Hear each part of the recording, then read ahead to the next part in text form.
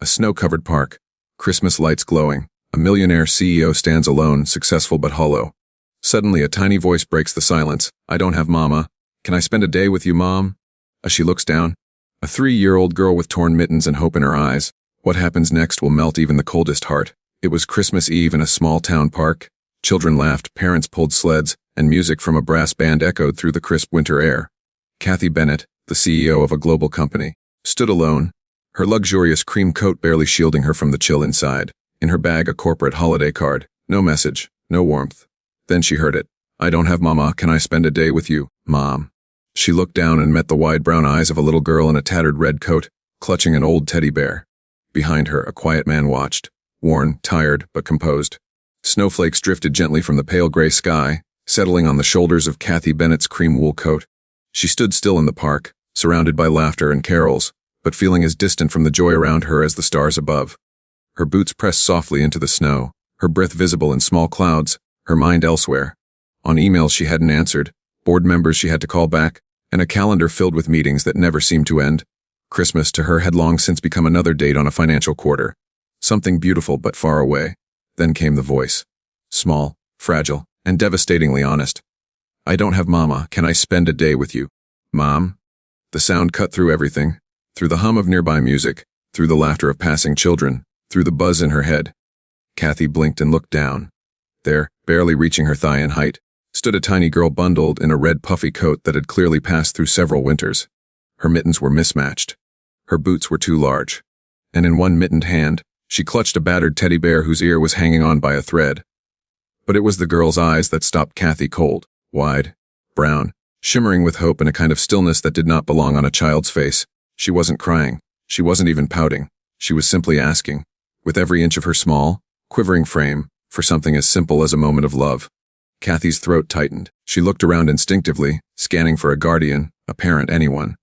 That's when she saw him, a man standing a short distance away. His coat was threadbare, snow clinging to the shoulders and caught in his beard. His hands were shoved into his pockets. But he wasn't panicking. He wasn't moving. He was simply watching, his gaze soft but focused as though this moment was one he'd known was coming. Their eyes met. His were warm, kind. The kind of eyes that had endured much but still held on to hope. And though he said nothing, his silent nod told her, "It's okay to answer her." Kathy turned back to the little girl. "What's your name, sweetheart?" she asked, surprised at the tenderness in her own voice. It hadn't sounded like that in years. "Lena," the girl whispered, hugging her teddy closer. Kathy crouched a little to be at eye level, her tailored coat brushing the snow. Lena's cheeks were rosy with cold. Tiny snowflakes clung to her eyelashes like delicate jewels. Her voice, when she spoke again, nearly broke something inside the woman crouching before her. "I just want to know what it feels like to hold a mama's hand just today." The words hung there between them, soft as the snow, heavy as a mountain. Kathy's eyes dropped to her own hands, gloved in fine leather, manicured, polished. These were hands that signed multi-million-dollar contracts, that held champagne glasses at fundraisers, that pointed during presentations, decisive and sharp. They were not mother's hands. Not the kind that held tiny fingers during bedtime or wiped away tears after a fall. And yet, slowly, uncertainly, she extended one gloved hand toward Lena. "Because it's Christmas," she said, voice barely audible. "Maybe we both deserve a little joy today." Alina's face lit up. She didn't hesitate. She slipped her small hand into Kathy's, and it fit there as if it had always belonged. For a moment, Kathy forgot where she was. The cold didn't matter. The music around them faded.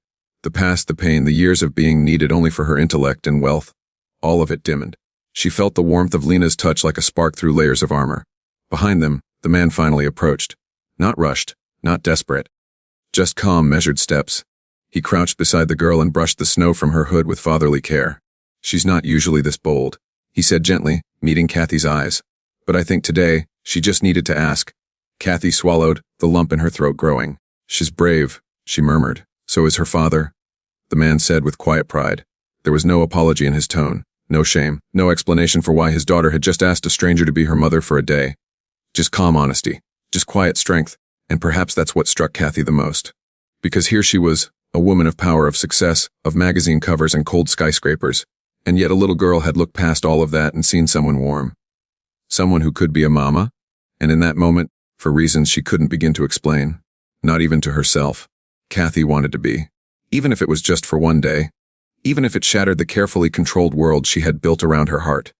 Because sometimes, The smallest hand in yours can remind you that you are not as alone as you think, and that touch, fragile, pure, unplanned, can be the very thing that saves you.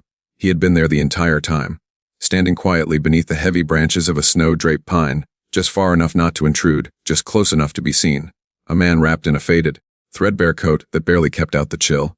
His boots were old, worn at the seams, the toes grayed with frost and slush. Snowflakes collected in the unshaven stubble that darkened his jaw, and his breath came in gentle clouds of mist. Yet his eyes were steady. Kathy noticed him only after she took the little girl's hand. Lena, she had said her name was. Lena, whose mittened fingers were now resting gently in Kathy's gloved ones, as if she'd been holding them forever. As Kathy straightened up, something in her instincts made her scan the area, and that's when her gaze met his. He didn't flinch. He didn't approach. He only stood there, as though he understood that whatever was unfolding between the woman and the child was fragile, sacred even, and he would not disrupt it. Their eyes locked, hers uncertain, questioning. His, deep pools of quiet understanding. There was no panic in him, no alarm, just something older than wariness and more patient than time. And then he moved. Each step was careful, deliberate. Not because he feared her, but because he respected the space between them. He approached not like a man demanding explanation or control, but like someone who had spent years learning when to speak and when to simply be present. As he neared, Kathy's mind rushed to judge him the way her world had taught her to. His coat was a decade out of style, possibly thrifted. His boots weren't designer. His gloves were knit, fingerless, patched in 2 places. But none of it added up to threat, none of it screamed desperation. Instead, he radiated something else, something she couldn't name at first. He crouched beside the child, his presence calm and grounding, like a hearth in a storm. "She's not usually this bold," he said softly, brushing a dusting of snow from Lena's coat hood. His fingers were gentle, practiced, as though this wasn't the first winter he had cleared snow from her face. But today, he continued, casting a glance at Kathy, she just needed to ask. His voice was warm, tired, but not broken, not hardened by struggle, only softened by it. It was the voice of a man who had carried burdens not to earn sympathy but because someone had to. Kathy found herself staring, not out of rudeness, but because he was not what she had expected. He was not pleading for help, not embarrassed. There was a quiet strength in the way he crouched beside Lena, letting the child hold the stranger's hand without interference, without fear. "She's brave," Kathy said, her voice catching in her throat. He looked at her then, full and direct, and something about his gaze unsettled her, not because it was sharp, but because it saw too much. "So is her father," he said simply. Kathy blinked. He hadn't said "I am." He hadn't tried to explain himself. There was no boast in the way he said it. Just the truth, as solid and still as the snowfall around them. That one sentence lodged itself in her chest. So is her father. Not because it was proud, but because it was kind. Because it was true. Because it came from a man who didn't need validation but offered clarity anyway. There was no embarrassment in him. No shame in his worn coat or in his daughter's boldness. Only quiet gratitude that someone, anyone, had answered her request with tenderness. Kathy found herself at a loss for words. Her world was built on words, on power meetings, negotiations, marketing campaigns. But here, with a little girl holding her hand and a man made of winter and steadiness standing in front of her, she could barely summon a sentence. He rose slowly to his full height. He was taller than she expected, but not imposing. Just there, like a pine tree that had been standing in the snow for years, rooted, weathered, unmoved by storms. Kathy watched as he didn't reclaim Lena's hand. He didn't correct the moment. He didn't pull his daughter away. Instead, he stood silently beside them, his posture relaxed, allowing the girl to continue clinging to this stranger with all the hope in her tiny heart. It was then Kathy realized what it was she saw in him. Dignity. Not the kind that wore cufflinks and silk ties. Not the kind that drove German cars or gave speeches at charity galas. But the kind that came from choosing every single day to stay, to protect, to love. She wondered, in a brief unspoken thought, how many nights he'd stayed up while Lena coughed. How many dinners he'd gone without so she could eat. How many toys he'd carved from scrap wood to bring light to her small world. There was love in him, but not the loud, performative kind. The quiet, consistent kind. The kind that didn't need applause. They stood in silence for a moment, strangers in a snow, globe world. Children's laughter drifted around them like wind chimes. Somewhere the band began playing A Silent Night again. Lena tugged gently on Kathy's hand and looked up. "Can we walk a little?" Kathy looked at the man, her eyes asking permission she didn't know she needed. He gave the faintest of nods. She'd like that very much. So they walked. The millionaire in her designer boots, the girl in her too big coat, and the man who followed a few steps behind. Close enough to watch, far enough to trust. And Kathy realized, with every crunch of snow beneath her feet, that she wasn't just holding a child's hand. She was holding a moment that might change everything. Snow crunched softly beneath Kathy Bennett's boots as she walked slowly through the winding paths of the park. The cold stung her cheeks, but she barely noticed. Her attention was wholly fixed on the tiny hand gripping hers, small, gloved, and impossibly trusting. Lena walked beside her with the quiet wonder of a child experiencing magic, but not the loud kind with fireworks or glitter. This was the gentle kind of magic, the kind born from warmth shared in winter, from unexpected kindness, from a hand held when the world feels too big. They didn't speak for the first few steps, and yet the silence felt full, not awkward. Lena swung their joined hands with a quiet joy, occasionally hopping over patches of ice or crunching the edge of deeper snow with playful determination.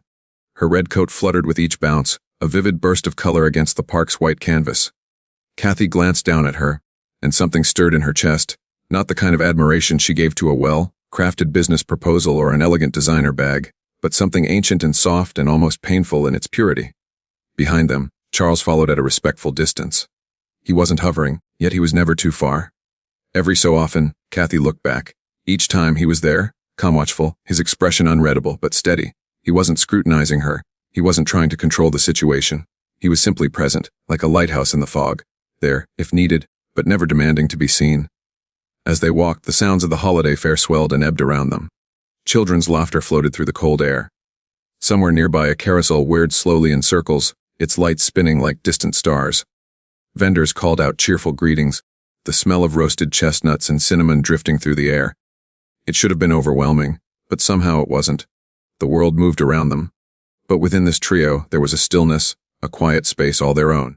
They stopped at a small wooden cart where a vendor sold hot chocolate and ice cream, of all things. Kathy crouched to Lena's level and tilted her head with a smile. "What flavor do you like, sweetheart?" Lena shifted shyly on her feet, her cheeks reddening not from the cold but from being asked. "Vanilla," she said in a small voice.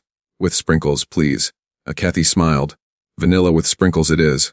She handed the vendor a crisp bill, waved away the change, and turned back to see Lena hugging the cone to her chest, like it was the most precious thing in the world. She licked it slowly, carefully, savoring each taste.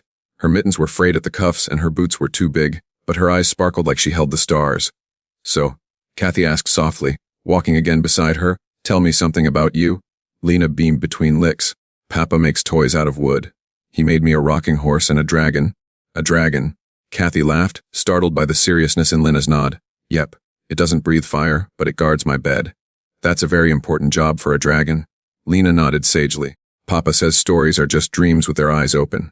But he's not good at princess stuff. He doesn't know how to do princess hair." Kathy laughed again, a real laugh, the kind that had become rare in her world of polished glass towers and boardrooms.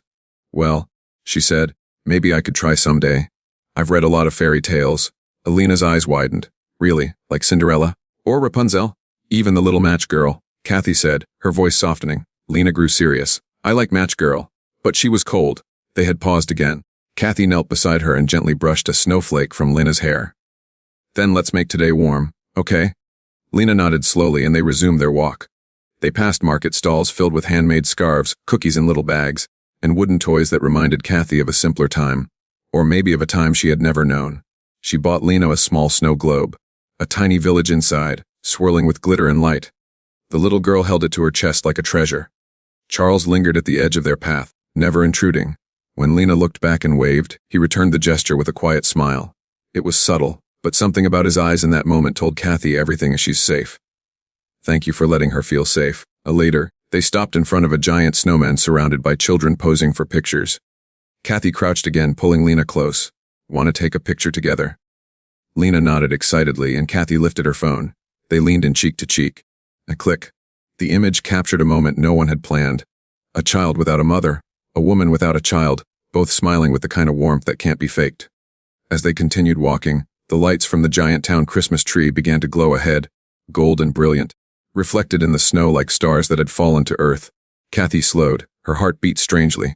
She hadn't meant to feel this much. She hadn't meant to be moved by a child's laughter, or a man's watchful kindness, or a snow globe clutched to a tiny chest. But sometimes, the walk you never planned becomes the road that changes your life. And sometimes the smallest hand in yours leads you straight home. The giant Christmas tree stood at the heart of the park, rising like a monument to warmth and wonder.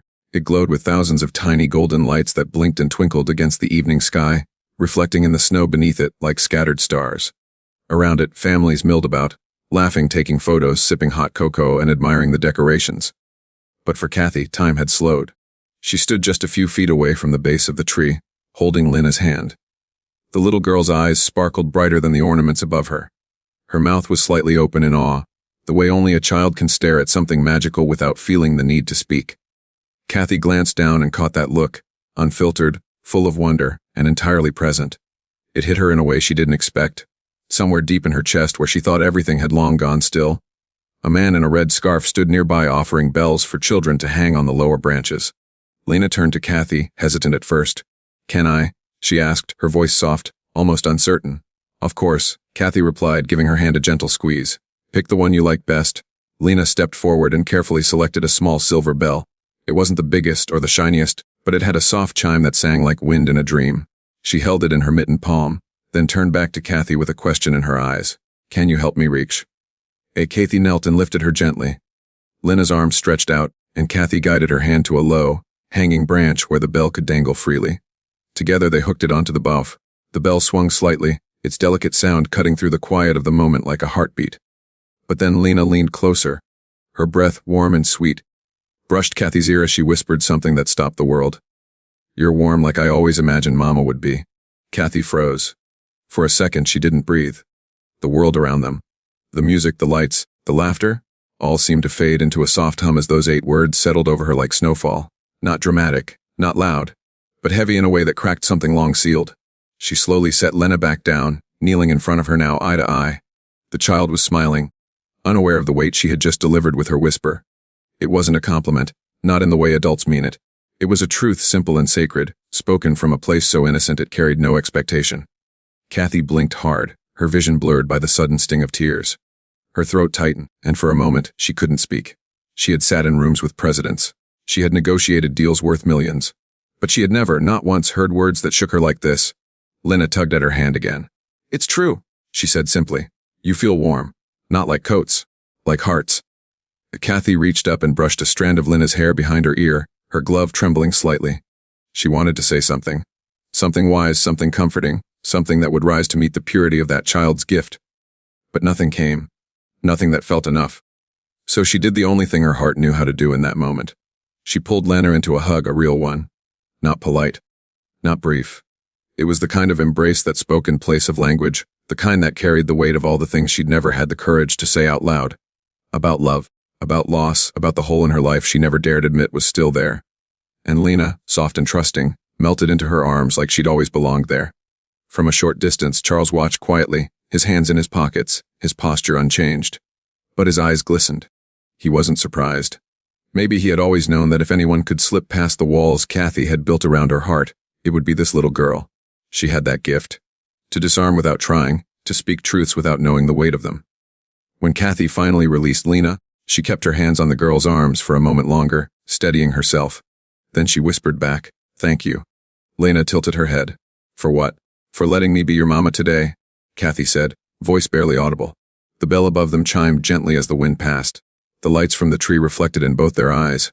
It felt like the world had gone still, not empty, but reverent. As though the very night itself knew that something important had just been spoken into existence.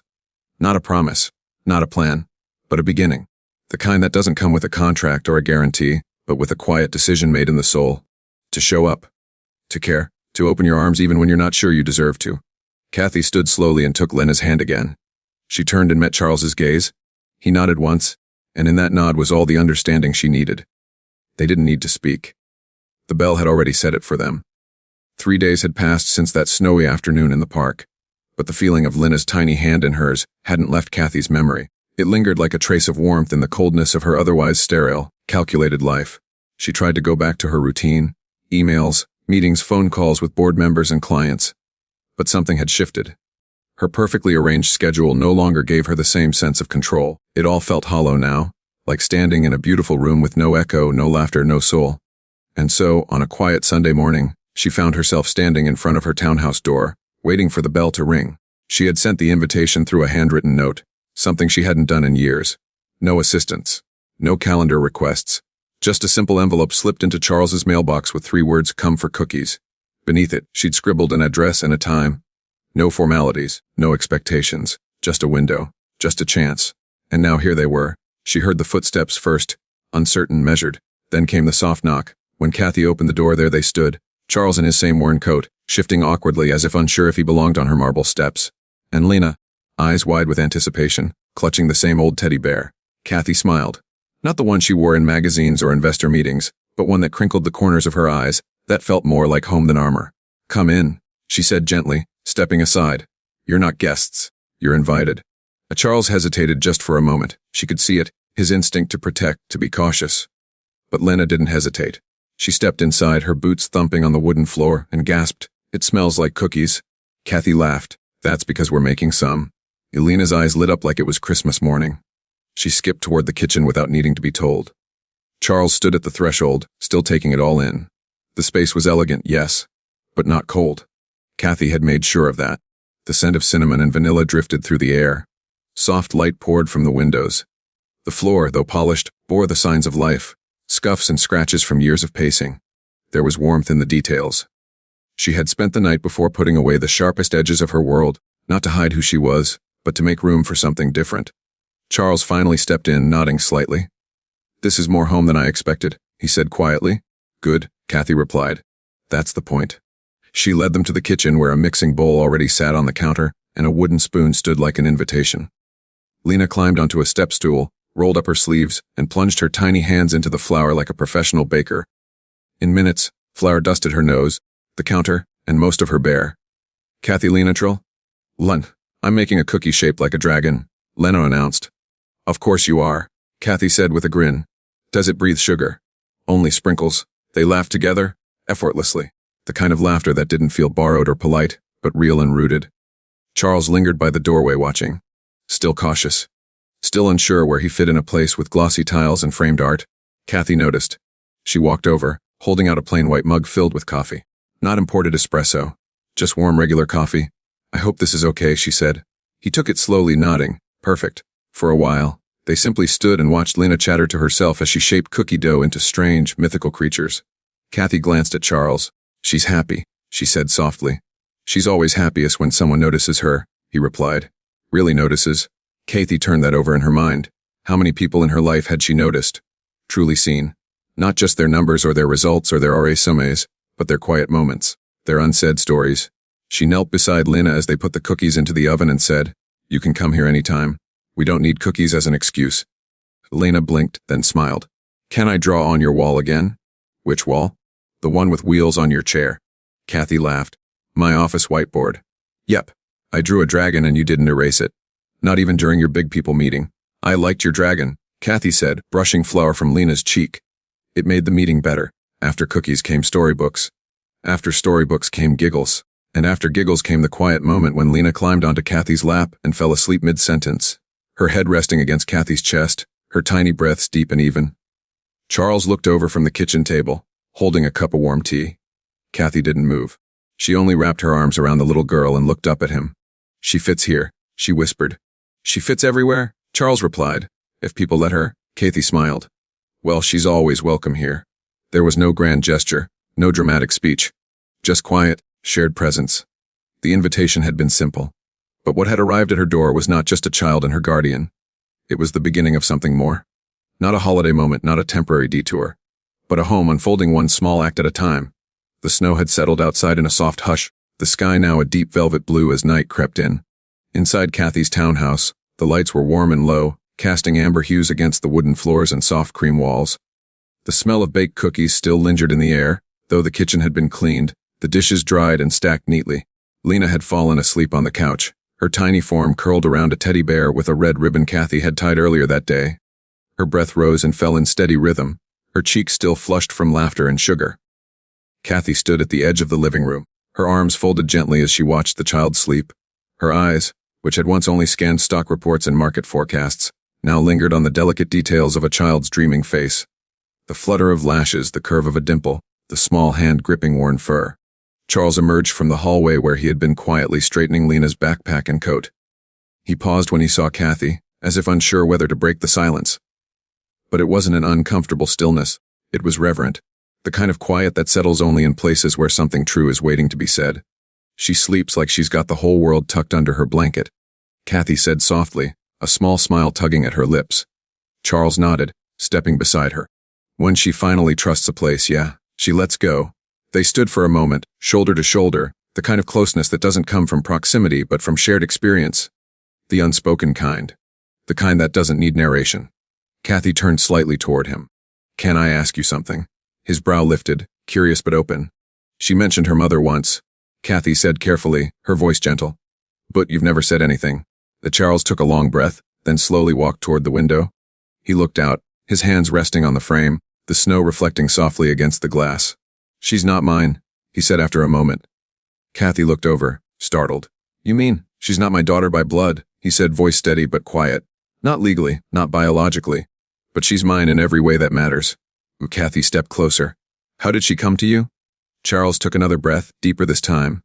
He didn't turn away from the window as he began to speak. It was the kind of night people forget unless something happens.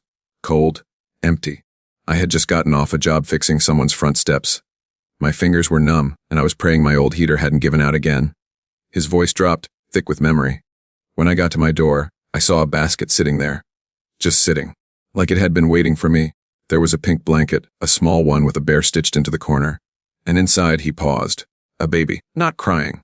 Just staring up at me like she knew me already. Kathy's chest tightened, her arms folded, not out of cold, but to steady herself. There was no note. No name. Just a single piece of lined paper tucked into the blanket. All it said was, "Please don't hate her." He finally turned to face Kathy. His eyes were calm, but full. Not just of sadness, but of every sleepless night, every uncertain morning, every diaper change, every scraped knee, every whispered lullaby. "I didn't know what I was doing," he admitted. "I'd never held a baby in my life.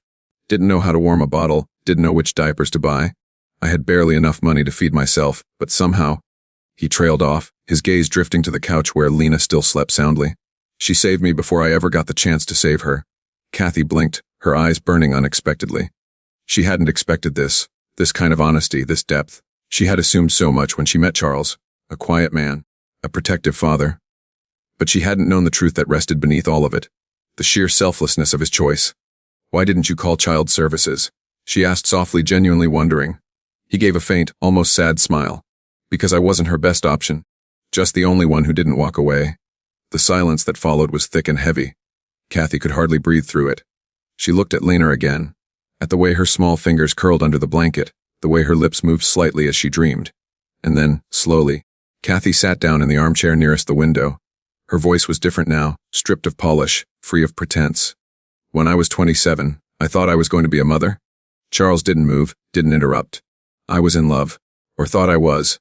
He said all the right things, made promises, told me we were building something. She paused, swallowing. "We heard the heartbeat at 12 weeks, I cried. It was the happiest sound I'd ever heard. She fell quiet for a moment, her hands trembling slightly in her lap. At 16 weeks, there were complications, cold hospital lights, doctors whispering, and then, one night, just silence where there used to be something beating." Her voice cracked. "The doctor told me it might be difficult. Maybe even impossible to carry again." Charles didn't speak. He didn't reach out. He didn't try to fix it. He just listened.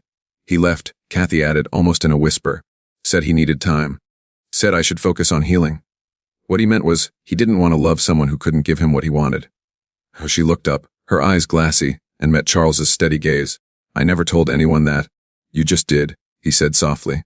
They sat in that silence, not as two strangers, not as broken people, but as two survivors, each with their own ghost, their own pain, their own truth. And in that space between the two of them, something began to form. Not pity, not charity, but something real. It wasn't a love story yet, but it was the start of one. The days that followed slipped into a rhythm so gentle, so natural, that no one spoke of what was changing. Because sometimes words are too small for the things that begin to grow between people. Kathy never officially asked Charles and Lena to come again, and Charles never asked if they were welcome. They simply returned. On Thursdays, sometimes on Sundays, and always with the understanding that the invitation hadn't expired. That it wasn't a courtesy. It was a place being made for them, a space where they belonged. Kathy began keeping Lena's favorite cereal in the pantry and a pink cup with her name drawn in marker on the side. She bought a small step stool so Lena could reach the bathroom sink without asking for help. She even cleared a section of the bookshelf for children's stories and wooden toys. None of it was discussed. It just happened. Like leaves growing back in spring, quiet, steady, inevitable. Lena took to the space like she had always been there. She drew dragons on Kathy's whiteboard during Zoom meetings. She sat on her lap during video calls and once waved at a stunned investor from Belgium. Kathy, who once would have panicked at such an interruption, had only smiled and introduced her.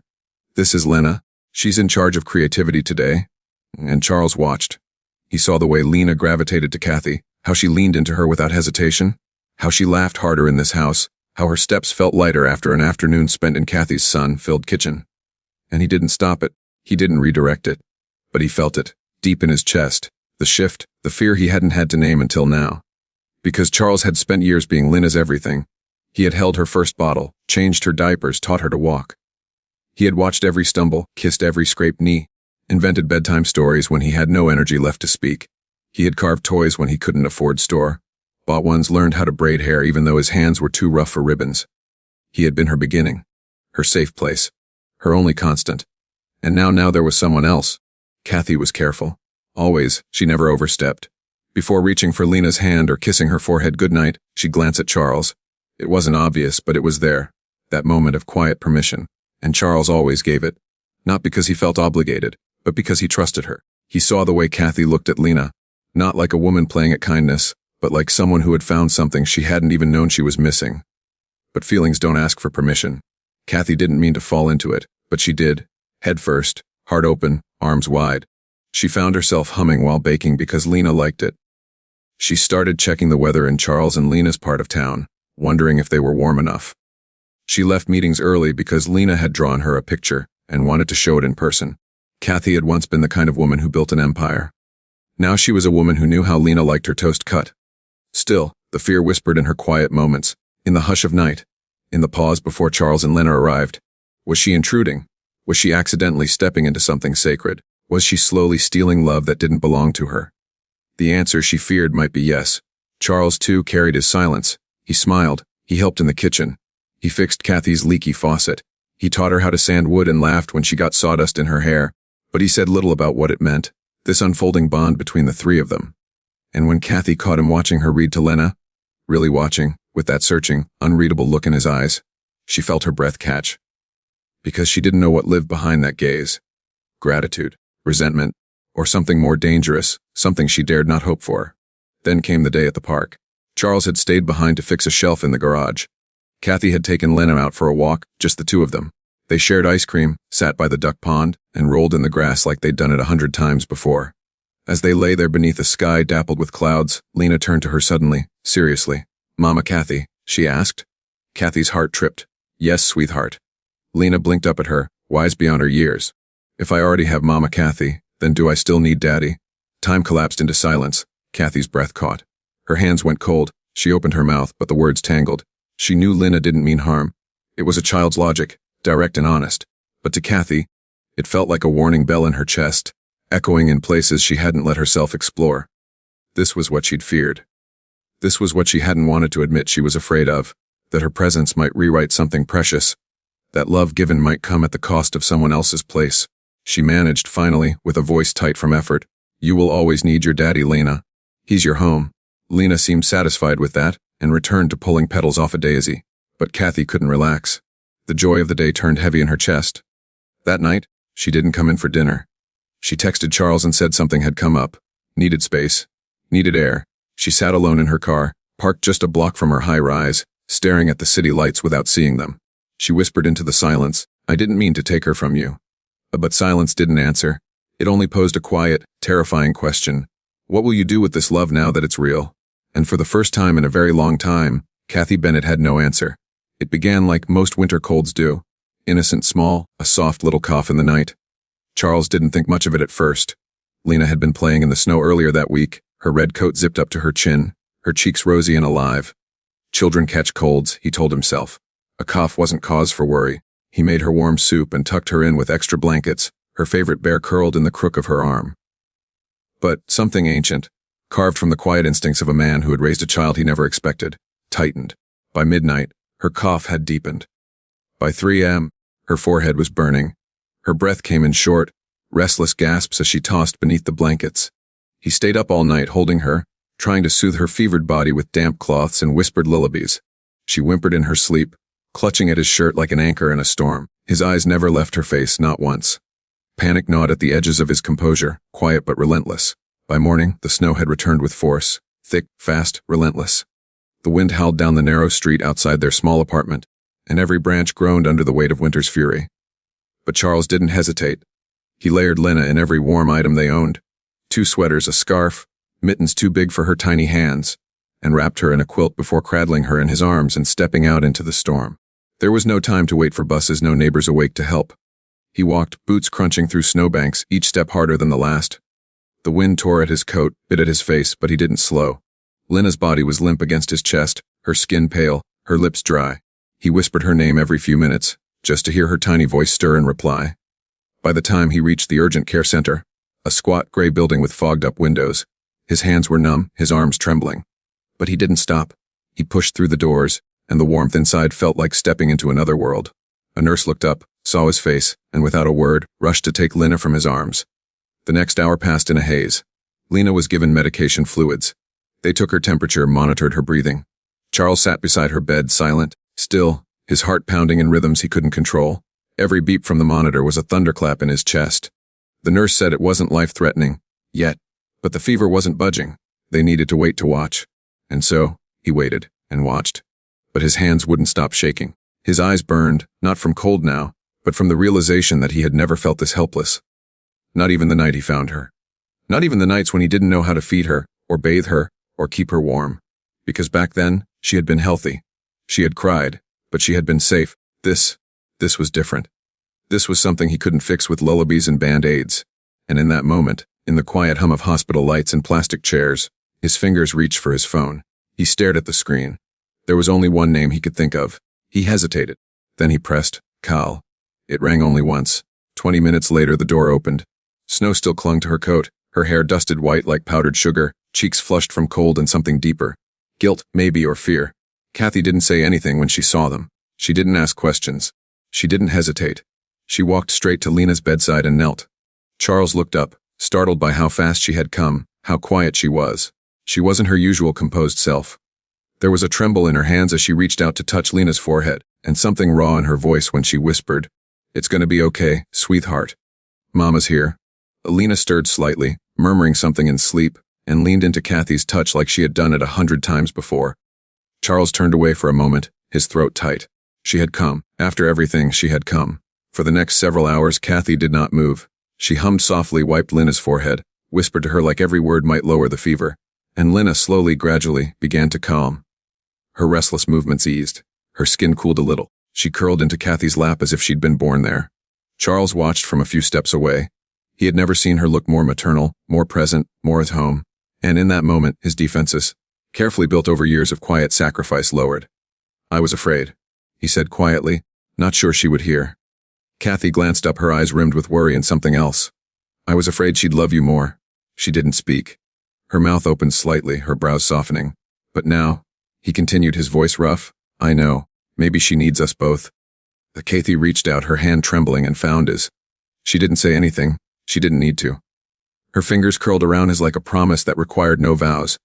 In the hum of the hospital, beneath dim lights and winter shadows, something in them both broke open, and something else, something braver, began to bloom. Not everything was healed that night, but enough was. Enough to believe that maybe this wasn't just a chapter. Maybe it was the beginning of a family. The room was dim, quiet, and warm. The harsh fluorescent lights of the hospital corridor didn't reach the space where they sat. Only a small lamp glowed beside Lena's bed, casting a soft circle of light over her sleeping face. She had finally settled into a deep, untroubled sleep, her little hands tucked beneath her cheek, her breath slow and steady. The fever had eased. Her skin was no longer burning, and her lips had regained their natural color. Kathy sat beside her, not moving, as though the slightest shift might wake her, might undo this fragile moment of peace. She stroked Lena's hair slowly, with the kind of gentleness one reserves for something they never want to break. Charles stood near the window, arms crossed, watching both of them. His eyes were tired, his jaw tight, but his shoulders had lowered slightly for the first time in hours. There was a stillness between them now, not empty, not silent, but full. The kind of stillness that holds weight, as if something important had just passed through and left its mark. Kathy looked up, her fingers still resting on Lena's curls. Their eyes met, and for the first time in a long time, there was no distance between them. No walls, no doubt. Just two people connected by the little girl sleeping between their histories. "I've never felt something like this," Kathy whispered, her voice rough with emotion. Charles nodded slowly. Me neither.